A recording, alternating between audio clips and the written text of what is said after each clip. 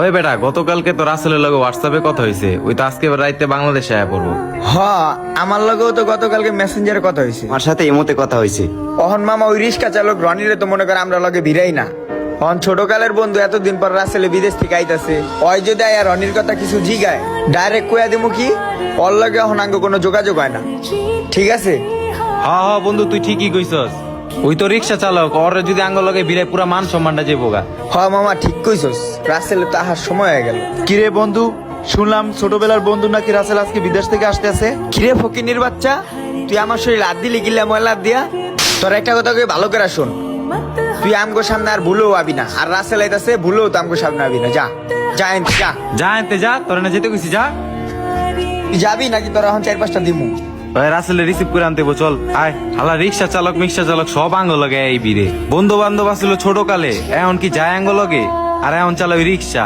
বুঝছো বন্ধু, বহুত দিন পর বাংলাদেশে আইছি, সবকিছুই পরিবর্তন হয়ে গেছে। আগের মতো আর কিছুই নাই, সবকিছুই কত পরিবর্তন হয়ে গেছে। ওই তো আমার বন্ধুরা খারাপ হয়েছে।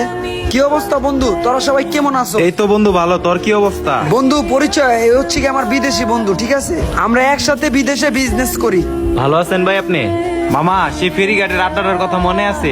অনেক উন্নতি হয়েছে, চল আজকে তো করে ঘুরে দেখামু সারা, চল। হ মামা চল, অনেকদিন পরে আইছিস বিদেশ থেকে, এলাকায় অনেক নতুন নতুন জিনিস এসেছে, চল ঘুরে দেখাই তোরে। বন্ধু বান্ধব কিরকম, আমি রিক্সা চালাই দেখে বন্ধু বান্ধব এইরকম ব্যবহার করে আমার সাথে। এতদিন পর ছোটবেলার বন্ধুরা বিদেশ থেকে আইতেছে, জিজ্ঞাসা করতে গেলাম আর আমার সাথে খুব খারাপ ব্যবহার করলো। সকাল থেকে কিছুই খাইলাম না, এখান থেকে চা রুটি খাই, কোনো কিছুতেই মন বসতেছে না। সকাল সকালে মনটা খারাপ করে দিল ওরা। বন্ধু, তুই যখন বিদেশ যাস, এটি সব মাটি আসছিল, আর দেখ এখন রাস্তা পাকা হয়ে গেছে, আর দেখ আশেপাশে কত উন্নতি হয়ে গেছে মামা। দেখ কিরে, কিরে ওটা রনি না, ছোটবেলার বন্ধু? ওই কি আমার চিনতে পারে নাই? যাই ওর সামনে যাই। কিরে রাসেল না বিদেশ থেকে আইছে, আগে মুখটা লুকাই, ওর সামনে যাওয়া যাবে না। মামুন আর সারাত বললো ওর সামনে যেন আমি আর না যাই। আর রাসেলও যদি আমি জানি না যায় যে আমি রিক্সা চালাই, তাহলে তো আর মান সম্মান থাকবো না। কিরে বন্ধু রনি, তুই কি আমার চিনতে পারতাছিস না? আরে বেটা, আমি রাসেল, বিদেশ থেকে আইছি। বন্ধু চল আমার লগে আয়। তোর কি মন খারাপ বন্ধু? কি হইছে তোর?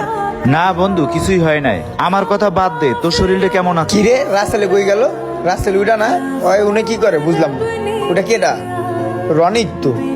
বন্ধু তুই আমার দেখা মুখ লুকাইলি কি লিগা? তুই জানোস তো আমি এত বছর পর বিদেশ থেকে আইছি, তুই কি এটা জানতি না?